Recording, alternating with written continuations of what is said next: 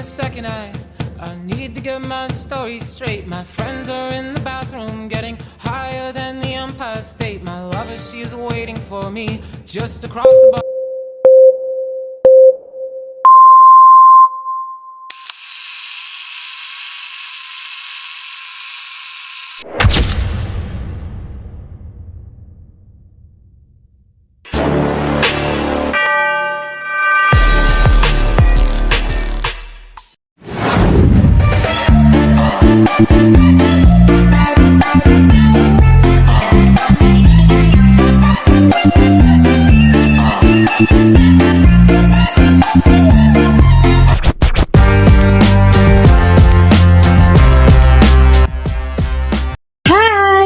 Assalamualaikum. Welcome back to our podcast channel. With me, Mashita Mazli, as your moderator. First thing first, I would like to ask you guys, you know that the issue of income inequality and poverty is one of the global problems that affecting the whole world and all mankind. Even though we can see a very impressive progress in every country, the gap between the rich and the poor still exists and is getting wider. But today we will focus on discussing the issue of income inequality and poverty that occur, especially in Malaysia. As we know, in Malaysia, our main religion is Islam. It is widely known that Islamic economy is based on principle of ethics, social justice, and welfare for all members of society, and offer an alternative framework to deal with all the issues that are prevalent, especially nowadays. Here are the several factors related to the issues. The first in economic sector is economic instability and lack of investment in education. The second sector of society is social polarization. For example, the difference that occur in terms of lifestyle and opinion can cause division and subsequently affect the family structure.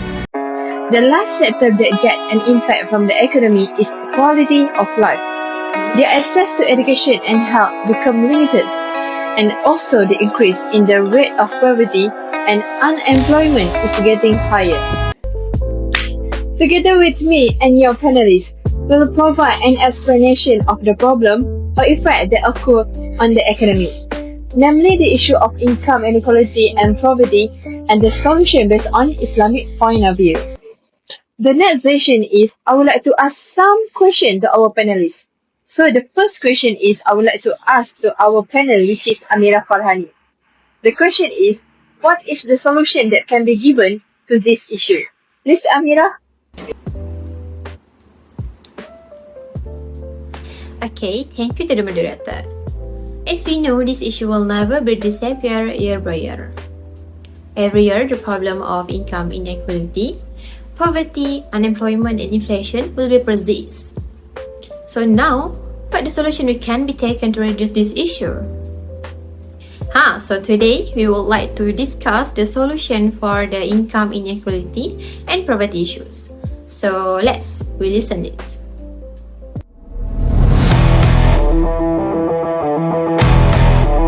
Okay, now I will discuss about the one of the solution from this issue, which is zakat. Zakat is the third pillar of Islam, which must be fulfilled by every Muslim who meets certain conditions. It involves the distribution of a portion of one's wealth to help those in need, such as the poor and the needy. Zakat is not optional, but an obligation aimed at purifying wealth, strengthening social ties, and reducing the gap between the rich and the poor.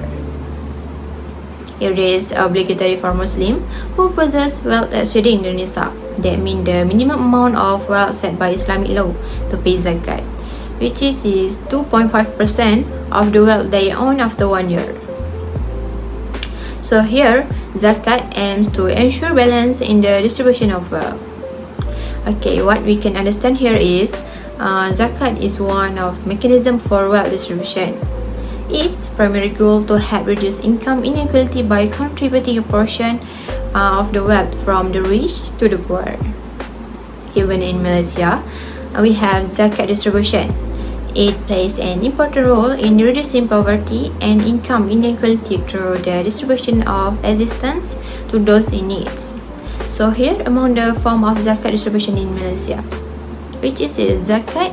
Assistance include food and livelihood support, education, entrepreneurship, and emergency aids, which it can help the poor to improve their life. Okay, next we will talk about zakat agencies in Malaysia. Here, state zakat institution whose role is to collect zakat from individuals and companies and distribute it to those who are entitled to receive it. Zakat is also used to finance community development projects, housing, and education. These are some of the zakat agencies involved in providing assistance to those in need, which is corporate zakat and social development. Based on the concept of corporate zakat and social development, companies are also required to pay zakat on their business profits, which makes a significant contribution in reducing income inequality. Zakat is also used to fund social and economic development programs such as skills training and job opportunities to help the poor break out of poverty. Last but not least, zakat is an important mechanism in the Islamic economy to ensure social and economic balance, reduce the wealth gap, and to improve the well-being of societies. Okay, so yeah, I think that's all from me. So we go through the next panel. Well, thank you for the explanation given by our panel. So as we know, zakat is obligated things for all Muslims to pay it. So it is also one of the solutions that can be given or that can be helped in solving this issue, especially in Malaysia. Well, the next question is I would like to ask our second panel, which is Mr. Alif Amza. Well, Mr. Alif, what is the solution that can be given? Please, Mr. Alif. Thank you to the moderator.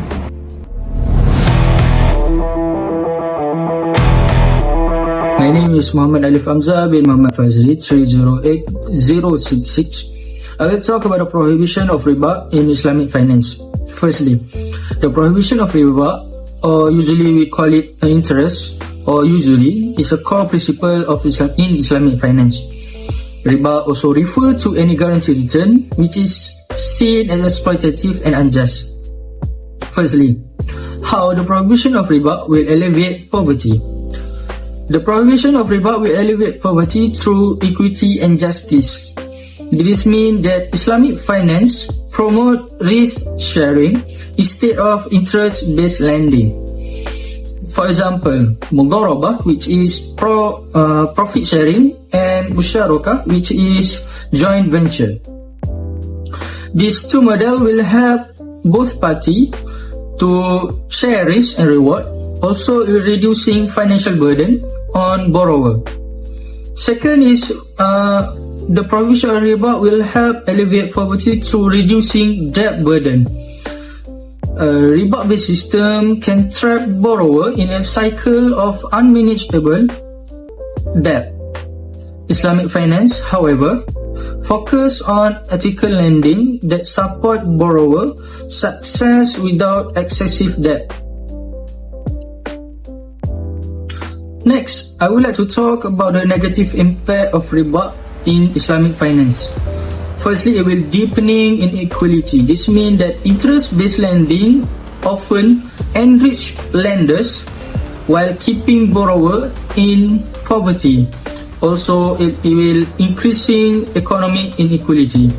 Second is inefficient resource allocation. Riba will encourage speculation rather than productive investment. Also, it will hindering economic growth. However, in Islamic finance, it focus on asset-based lending and partnership. Also, it will promote more equitable outcome. I think that's all from me. Well, thank you very much for the clear explanation from our Mr. Alif. And now, for the last question, is addressed to our last panel, which is Mr. Killian Robert. Mr. Killian Robert, can you give a little solution that can help to some extent in solving the issue? Please, Mr. Killian Robert.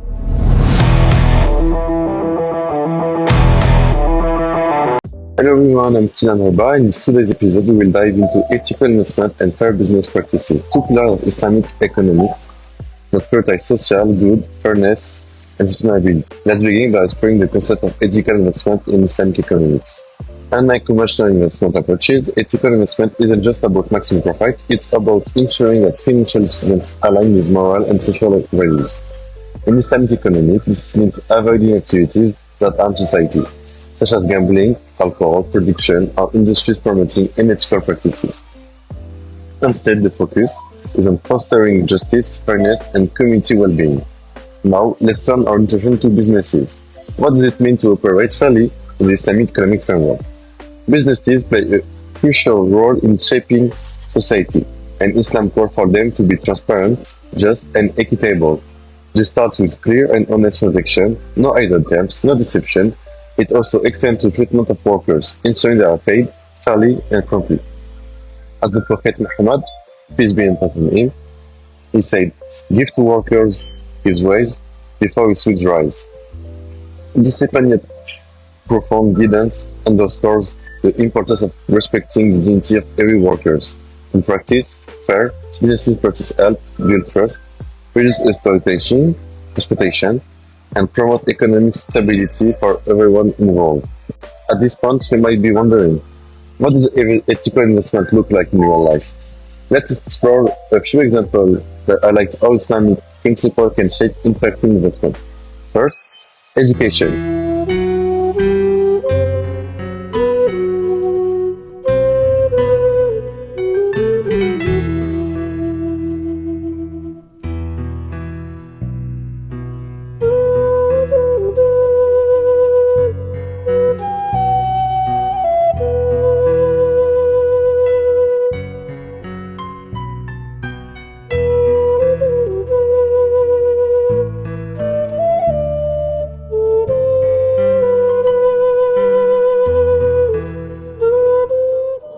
Assalamu alaikum wa rahmatullahi ta'ala wa barakatuh. Imagine funding scholarship or building school in underprivileged area.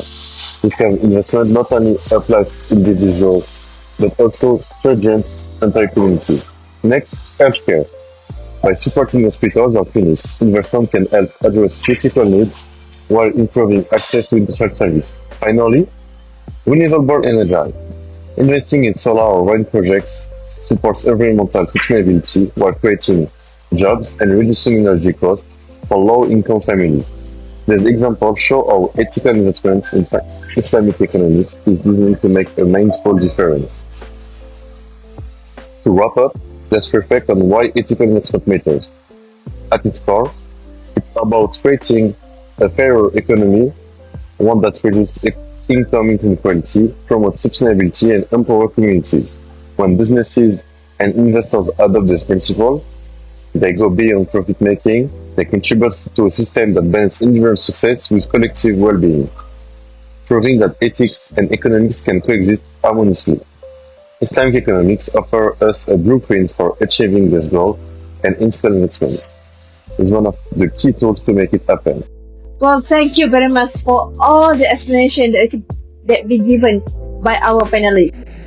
Okay guys, after hearing the explanation from our three panelists today, I am Mashida Mazli as your moderator. I would like to apologize if there are any misword and misunderstanding on our part, which is group 15. And with that, I would like to say thank you very much for watching our video until the end. That's all from us. Thank you very much. Bye and Assalamualaikum. See you next time.